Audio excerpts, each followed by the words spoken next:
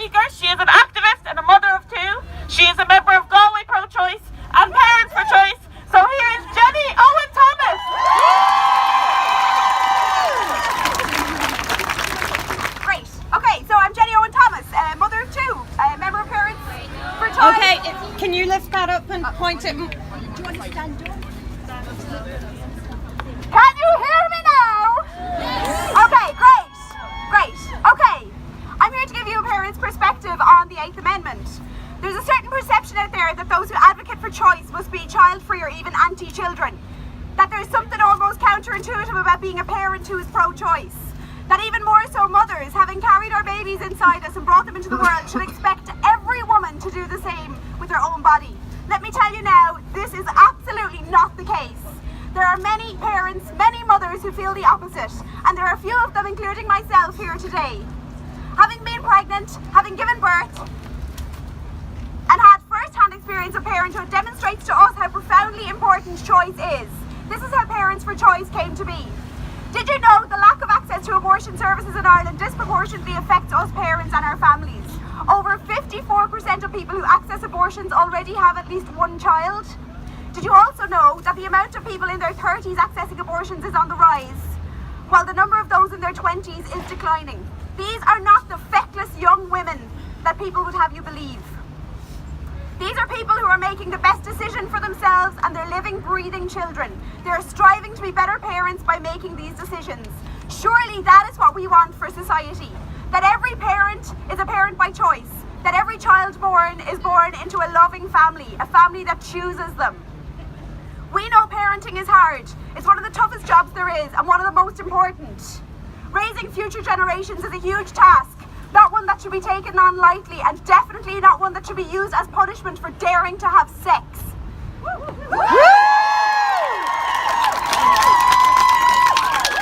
How insulting is that to children? And what a way to further dismiss the role of parents in society. This country forces us into parenthood and then not only lends no support but actively penalises us when we're there.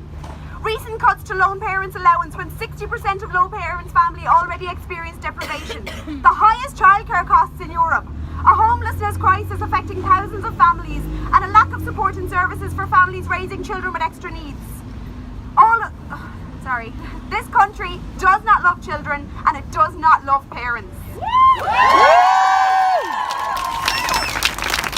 All of this makes the 8th even more cruel. It affects poor women and women from other countries to a greater degree. Women who cannot afford to travel and are unwilling or unable to take abortion pills purchased online are forced to have babies, whether it is the right time for them or not. If they are already having financial difficulties or living in poverty, it will seriously impact on their existing family, putting them at increased risk of poverty and disadvantage over their lifetime. Parents who do not have the legal right to travel outside the country cannot go overseas for abortion services, as we saw with Miss Y. Mothers who experience high-risk pregnancies put their lives and health on the line and have the possibility of leaving their children without them. After all, abortion is proven to be 14 times safer than pregnancy and childbirth.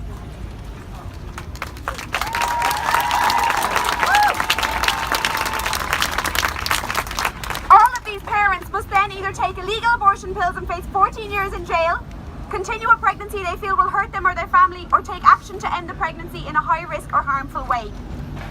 But the 8th Amendment is not just about abortion. It's more far-reaching than that. The 8th Amendment gives equal right to the fetus as to the mother, but in practice this is equality by name only.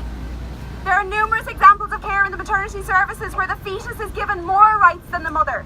The 8th Amendment affects the care a person receives during their pregnancy and childbirth. This impact is something that many women only become aware of when they're already in the maternity care system and their bodily autonomy is being compromised.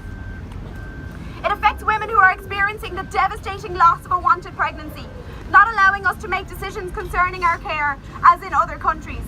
It leaves women in a situation where their lives must be put on hold until the fetal heartbeat stops before they are allowed to manage their miscarriage. This can take days or even weeks.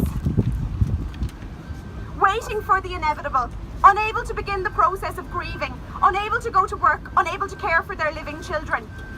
Simply waiting until the lawmakers allow them to get on with their life as best they can.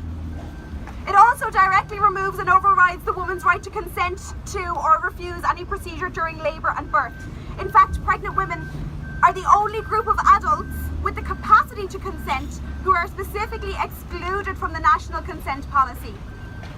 This means that legally a healthcare provider does not need consent nor to prove a procedure is necessary for a mother or a baby in order for it to be carried out, and can bring a woman to court in order to do so. As in the case of Miss B versus HSE of 2016, where there was a legal representation paid for by the state for a fetus in a case against its mother where they wanted to force her to have a C-section. A procedure she herself later, despite the judge ruling in her favour, chose to have rather than put her child at risk. Why do we not trust women to make the right choices for the babies they're about to birth? Why do we assume women do not have their baby's best interests at heart? Cheers, man. Why do we assume women... Oh, that's better! I'm a swearer. I was on a roll there. Why do we assume women do not have their baby's best interests at heart? Women are not stupid! Women do not take risks!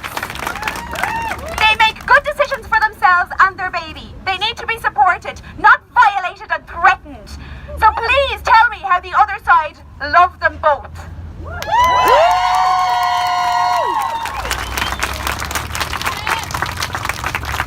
The 8th Amendment needs to be repealed because it has killed women. It continues to hurt women and pregnant people every single day. Ireland is failing us. The 8th Amendment is not saving lives. It's simply ensuring the most vulnerable in society remain that way.